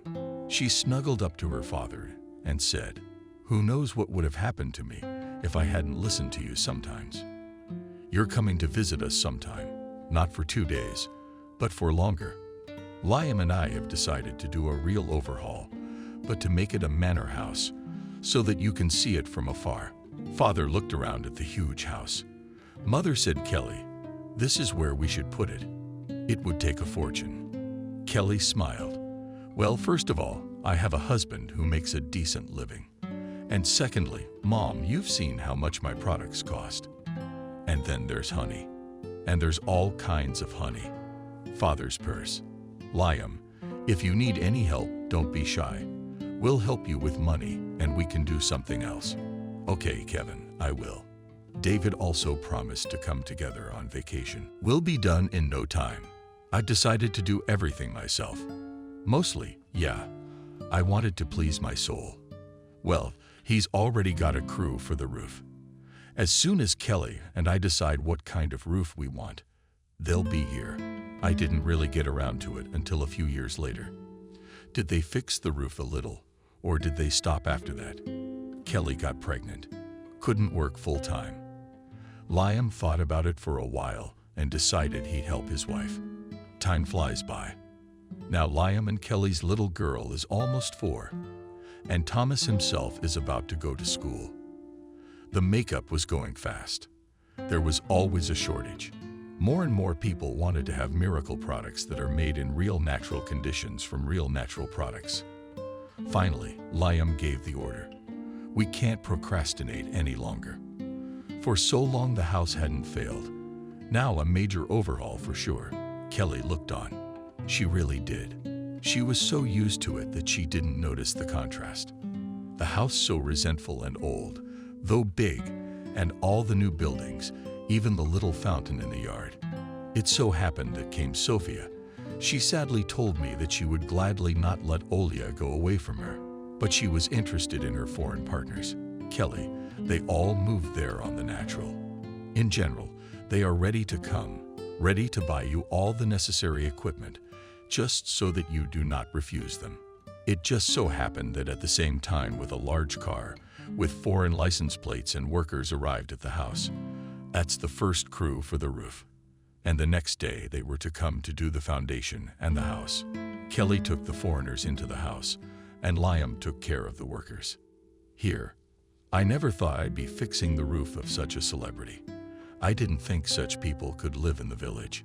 Ethan hardly listened to him. The bailiffs finally caught up with him yesterday. He's changed his city 3 times already, but he still finds it. I wonder if it could be on the map. And he didn't do it right. If he'd met with them right away, maybe he'd be free now. As it is, the apartment is sealed, but not sold. The debts are not being paid. He's a tumbleweed. And yesterday they told him quite seriously that he'll serve 3 months. Then jail. He didn't want to go to jail. Jen, can you hear me at all? Yes, I can. Who's the celebrity? What kind of artist? No, the Honey Queen. Ethan, use your brain. Yeah, he's been hearing that word a lot lately. Something to do with expensive cosmetics. Well, people are lucky. He should be so lucky. He could pay off his debts right away. He sighed. I wonder if they'll be fed. He drank the last of it yesterday. Today he couldn't even buy kefir. It's a shame to borrow from his partner. He heard the door of the house open, and foreigners rushed into the yard. They were talking cheerfully in their own language. Then the landlady came out. Thomas, where are you? A boy came out of the barn. Where did you take Lisa? Nowhere. She's sleeping in my barn. You know she likes it there. Ethan's still awake. Yes. Well, that can't be right. His partner gave him a weird look. Jen, what are you doing? What? Honey Queen, speak. He waited for the foreigners to leave and got downstairs in time. The landlord had left. He'd said he was going to a construction store earlier. The woman had her back to him, but the boy was looking at him. Yes, there was no doubt. It was Thomas. Well, hello, Kelly. That's how I was thrown to my doom. How a pack of wolves gave me the fat to eat, like cheese and butter. She turned sharply. Ethan was taken aback. The ex-wife looked younger. She looked prettier. Ethan, what are you doing here? I'd like to know what I'm doing here. You left me at such a difficult time. You're supposed to be my wife, helping me out. Don't be ridiculous. You didn't even show up for your mother's funeral. And me and little Thomas are out on the street. I don't need workers like that in the house, so you can leave. Kelly took Thomas by the hand and headed toward the paradise that Thomas and Liam had set up as a workshop. The boy, in his almost 7 years, knew how to handle on top of their other tools. His dad had taught him how to use a computer with his eyes closed. Ethan was astonished. His short-lived wife had ears and a voice. He'd do the right thing now. Ethan had forgotten that he was not his wife for a long time. He had one thing on his mind now. It was her fault, so she should pay. Kelly. She turned around. We didn't agree. You have to give me a lot of money, or I'll take my son away. Thomas hid behind his mother, but then took a step forward and stood in front of her. "I'm not going anywhere with you, and don't you dare yell at Mom." Kelly was at a loss. She just didn't know what to do. Ethan's partner was frozen on the roof like a statue. He had no idea what was going on. "Ethan, I don't owe you anything. On the contrary, it's by your grace. I'm living on the street. Ethan, you're in debt. Beijing, please, is my home." Ethan smiled, stepped sharply forward, and grabbed Thomas. "Stay back, or I'll wring his neck. Do you hear me? Give me the money." He knew he was doing something wrong, but he couldn't stop. There was no turning back. And it was nice to watch the ex's eyes recognize the fear. Ethan, please, I'll give you everything. Now, come on and hurry up." He only had time to say it. Then he released Thomas and collapsed to the ground himself. Behind him stood his partner. He stared at the board in his hands, then dropped it and turned to Kelly. "I'm sorry." She grabbed Thomas in an armful, dragging him away. "Take Lisa and go home. Lock yourself in and don't open the door. Mom, what about you? Riddle the wicked. What's going on here?" Liam looked around the yard. Kelly exhaled a sigh of relief. The wife had been given a full ride. There were a lot of articles, but Kelly didn't go to the trial. Liam did, but she couldn't. First, she had a student, David's young wife, who had bought a house nearby. And in the second place, Kelly was expecting a baby again. Liam, when he found out, couldn't help himself.